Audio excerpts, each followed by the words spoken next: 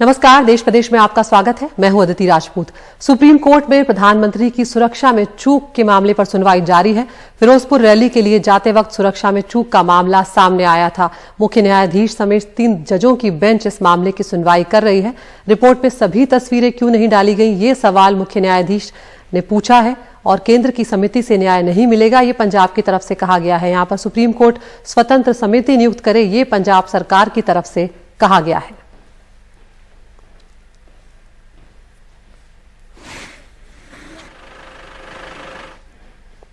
और एक और बड़ी खबर इस वक्त सुप्रीम कोर्ट से ही आ रही है। जो नफरती भाषण थे, जो हरिद्वार में हेट स्पीच हुई थी, उसका मामला भी सुप्रीम कोर्ट पहुंच गया है। सुप्रीम कोर्ट जल्द ही इस मामले में सुनवाई को तैयार है। सीजेआई एनवी रमना इस मामले की सुनवाई करेंगे। यहां पर कपिल सिब्बल, उन्होंने कहा है कि हमने जनहित याचिका इस मामले में दायर की है और सीजेआई ने यह कहा है कि हम इस पर गौर करेंगे और मामले को सुनेंगे। हम जानते हैं कि किस तरह से हरिद्वार में मुसलमानों के खिलाफ तमाम जो यहाँ पर धर्मगुरु थे वो आए थे और उन्होंने जमकर नफरती भाषण दिए थे, हथियार उठाने की बात कही थी, मारने काटने तक की बात यहाँ पर कही गई थी, जिसके बाद इस मामले ने काफी तूल पकड़ा था। और अब कपिल सिब्बल का कहना है कि उन्होंने यहाँ पर जनहित याचिका दायर की है और सुप्रीम कोर्ट मामले की सुनवाई को तैयार है। खुद मुख्य न्यायाधीश एनवी रमना ने कहा है कि इस मामले की सुनवाई की जाएगी।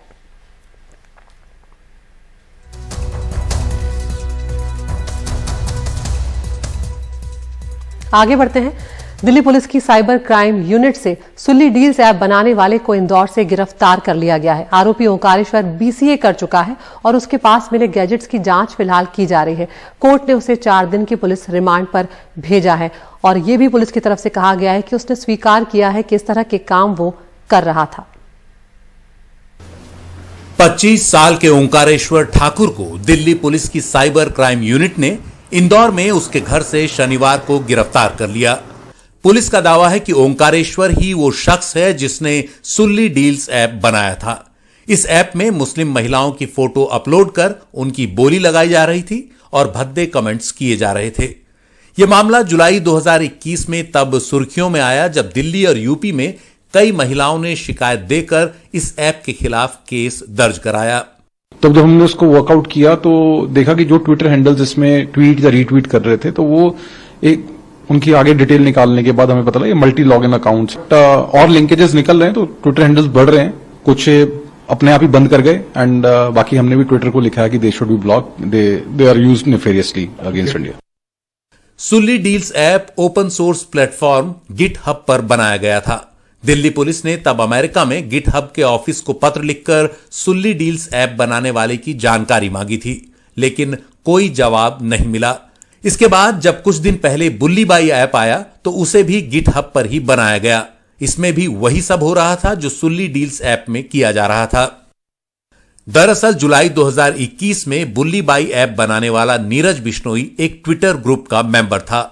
उसमें किसी ट्विटर हैंडल ने सुल्ली डील्स ऐप से जुड़ी जानकारी शेयर की थी, लेकिन जैसे ही सुल्ली डील्स ऐप का मामला सुर्खियों में आया, वो ट्विटर हैंडल और सुल्ली डील्स से जुड़ी जानकारी डिलीट कर दी गई। लेकिन नीरज बिश्नोई को पता था कि यह ट्विटर हैंडल इंदौर के एक लड़के का है। यहीं से पुलिस को ओंकारेश्वर ठाकुर का सुराग मिल गया।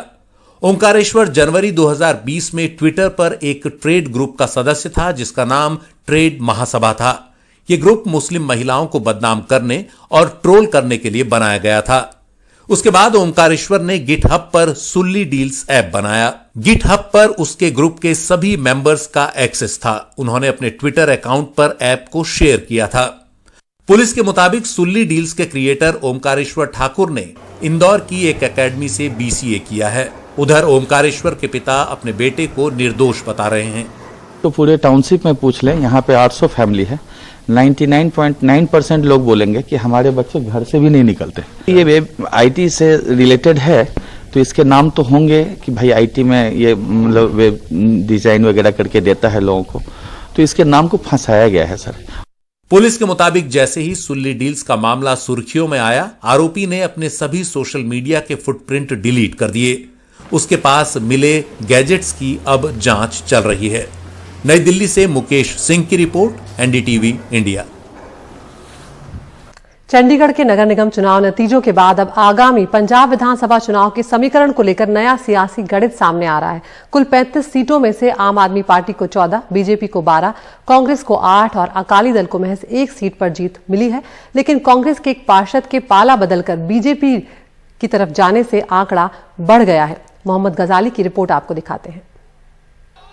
हफ्ते भर पहले चंडीगढ़ नगर निगम की 35 में से 14 सीटें जीतने के बाद आम आदमी पार्टी का विजय जुलूस, और हफ्ते भर बाद मेयर पद के लिए हुए चुनाव में तीनों बड़े पदों मेयर, सीनियर डिप्टी मेयर और डिप्टी मेयर का चुनाव हारने के बाद ये आम आदमी पार्टी का विरोध प्रदर्शन। दरअसल नगर निगम के नतीजों का ऐलान होने के कुछ दिन के अंदर ही कांग्रेस के पार्षद के पाला बदलने से निगम का पूरा गणित ही बदल गया। 27 दिसंबर को आए नतीजों में नगर निगम में किसी को बहुमत नहीं मिला। कुल 35 सीटों में से आम आदमी पार्टी को 14, बीजेपी को 12, कांग्रेस को 8 और अकाली दल को महज 1 सीट पर जीत मिली थी। लेकिन कांग्रेस के एक पार्षद के पाला बदलकर बीजेपी के पक्ष में आने से बीजेपी का आंकड़ा 13 हो गया। जब मेयर का चुनाव हुआ तो कांग्रेस और अकाली दल ने वोटिंग में हिस्सा ही नहीं लिया। चंडीगढ़ से सांसद किरण खेर का वोट भी बीजेपी को मिला, जिससे चुनाव में आप और बीजेपी का आंकड़ा बराबर हो गया। इसके बाद चुनाव अधिकारी ने आम आदमी पार्टी का 1 वोट अवैध घोषित किया तो बीजेपी की पार्षद सरबजीत कौर ढिल्लों मेयर पद पर चुनाव जीत गईं। आम आदमी पार्टी इससे खासी नाराज है। आम आदमी पार्टी के पास 14 का आंकड़ा है, भारतीय जनता पार्टी के पास 12 का आंकड़ा।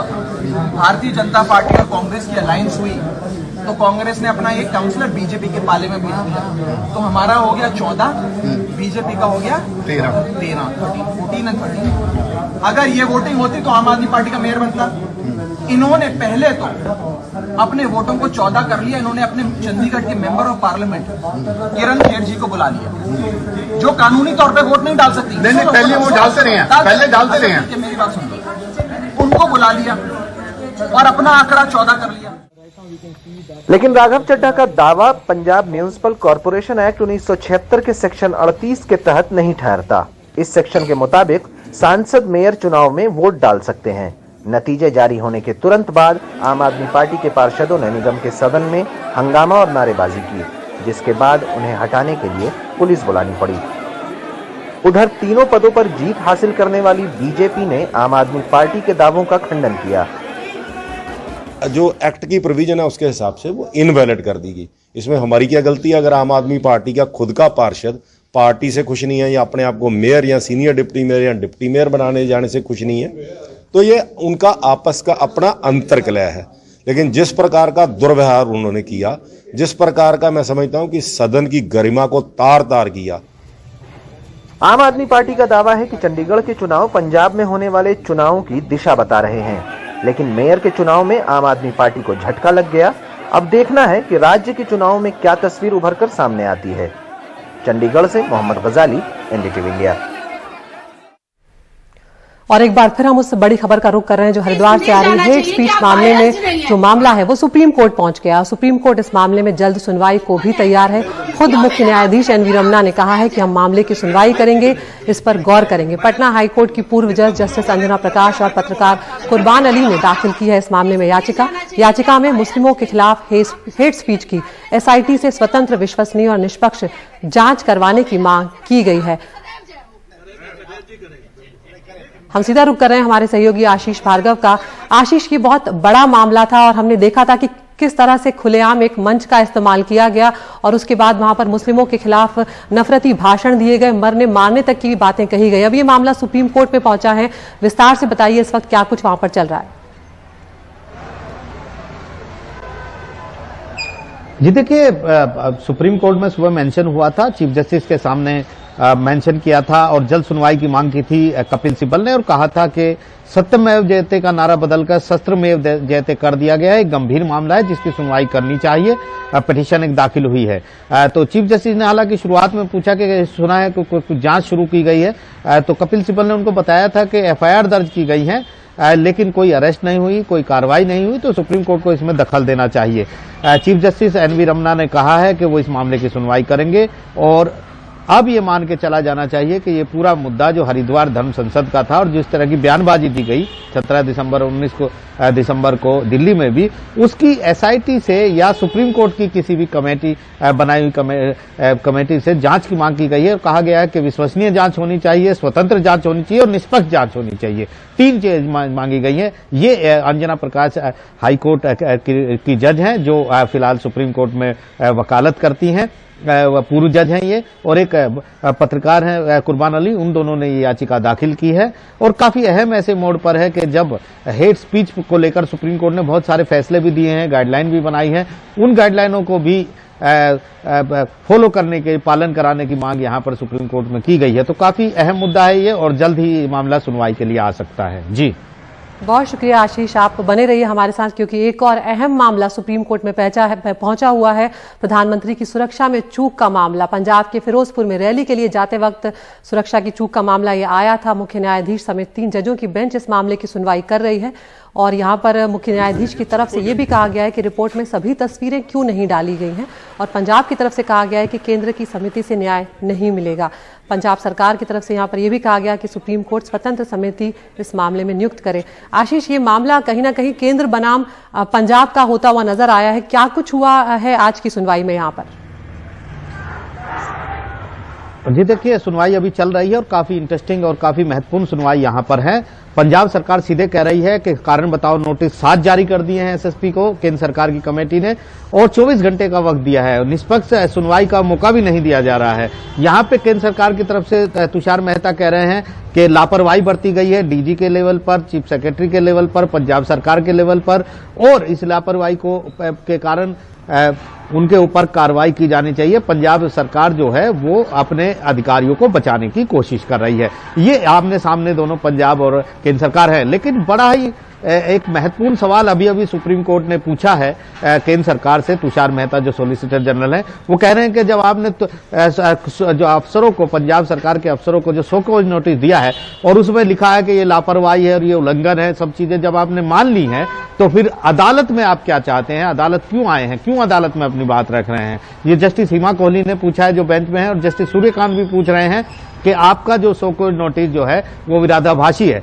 एक तरफ आप नोटिस में कहते हैं कि एसपीजी एक्ट का उल्लंघन अधिकारियों ने किया है, दूसरी तरफ आप उनसे सवाल पूछ रहे हैं कि क्या ऐसा हुआ है। तो ये दोनों में अपने आपस में विरोधाभासी है और इस पर काफी अहम टिप्पणियां यहां पर सुप्रीम कोर्ट कर रही हैं। तो सुनवाई अभी जारी है इस पूरे मामले में। और ये भी सुप्रीम कोर्ट ने पूछा है कि जब राज्य के चीफ सेक्रेटरी को और डीजी को सीधे तौर पर लापरवाही का दोषी ठहराया जा रहा है, तो उनकी बात किसने सुनी है, किस कमेटी ने सुनी है, किस प्राधिकरण ने उनकी बात सुनी है, तो किसने दोषी ठहराया है? ये काफी अहम मुद्दा यहाँ पर सुप्रीम कोर्ट में अभी बहस चल रही है उस पर। जी, यहाँ पर आशीष, तस्वीरों को लेकर भी कई सवाल जब वो तस्वीरें सामने आई थी तब उठाए गए थे, क्योंकि ये कहा जा रहा था कि कुछ लोग विरोध कर रहे थे, वहां पर जान को खतरा हो सकता था। बाद में कुछ इस तरह की तस्वीरें आई जिसमें विपक्षी पार्टियों ने ये कहा, खासकर कांग्रेस ने ये कहा कि जो विरोध कर रहे थे वो बीजेपी का झंडा ही लिए हुए थे। ऐसे में जब आज सीजेआई ने पूछा है कि रिपोर्ट में सभी तस्वीरें क्यों नहीं डाली गई हैं, तो क्या वो किसी खास तस्वीर को लेकर जिक्र कर रहे हैं? जी देखिए, जब यहाँ पर कोई फैसला देश की सबसे बड़ी अदालत को लेना है और कुछ चीजें ऐसी हैं जो मीडिया में पहले आ चुकी हैं, तो अगर ऐसी कोई लैप्स होगा या ऐसी कोई कमी होगा जो तमाम चीजें नहीं होंगी, तो वो जरूर सुप्रीम कोर्ट उनसे पूछेगा। हालांकि रिकॉर्ड का जब कहा था तो उस रिकॉर्ड में सब कुछ शामिल हो जाता है, क्योंकि ये जो तस्वीरें हैं ये एक महत्वपूर्ण एविडेंस के रूप में इस्तेमाल होती हैं कोई भी चीजें इस तरीके की। तो ये एक आधुनिक वैज्ञानिक जांच में ये काफी महत्वपूर्ण होती हैं। अब इनकी अहमियत बहुत बढ़ गई है। तो ऐसे में कोर्ट हर तरीके से ठोक बजाना चाहता है कि जब भी मामले की जांच हो, एक पूरी जांच हो, एक निष्पक्ष जांच हो, एक स्वतंत्र जांच हो, तो फिर वो तमाम चीजें कमेटी के सामने रखी जाएं, जिनके आधार पर कल को कोई एक पक्ष ये न कह दे कि ये जितने भी रिकॉर्ड इकट्ठे किए गए थे, जो सुप्रीम कोर्ट के आदेश पर हाई कोर्ट के रजिस्ट्रार जनरल ने किए थे, उनमें कमियां रह गई हैं, उनमें खामियां रह गई हैं और पूरा रिकॉर्ड नहीं दिया गया है। तो इसलिए अदालत एक जानकारी लेने की कोशिश कर रही है कि जो रिकॉर्ड जो दाखिल किया गए हैं, जो रिपोर्ट आई हैं, उनमें बहुत सारी चीजें ऐसी हैं कि जो तमाम तस्वीरें जो मीडिया में आई हैं या इधर उधर आई हैं वो नहीं दिखाई दे रही हैं। तो निश्चित तौर पर ये एक जांच का विषय है और ये एक बहस का विषय भी है। जी। बहुत शुक्रिया आशीष इस तमाम जानकारी के लिए। तो मुख्य न्यायाधीश समेत 3 जजों की बेंच इस मामले की सुनवाई कर रही है और पंजाब सरकार की तरफ से साफ तौर पर यह कहा गया है कि ये जो मामला है इसमें सुप्रीम कोर्ट एक स्वतंत्र समिति नियुक्त करे, क्योंकि अगर केंद्र की तरफ से जो समिति है वो जांच करेगी तो इसमें न्याय नहीं मिल पाएगा।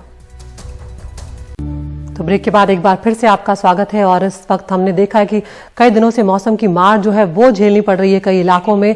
झांसी से खबर आई है जहां पर मऊरानीपुर तहसील के 10 से ज्यादा गांव की सैकड़ों एकड़ फसल ओलावृष्टि से खराब हो गई है।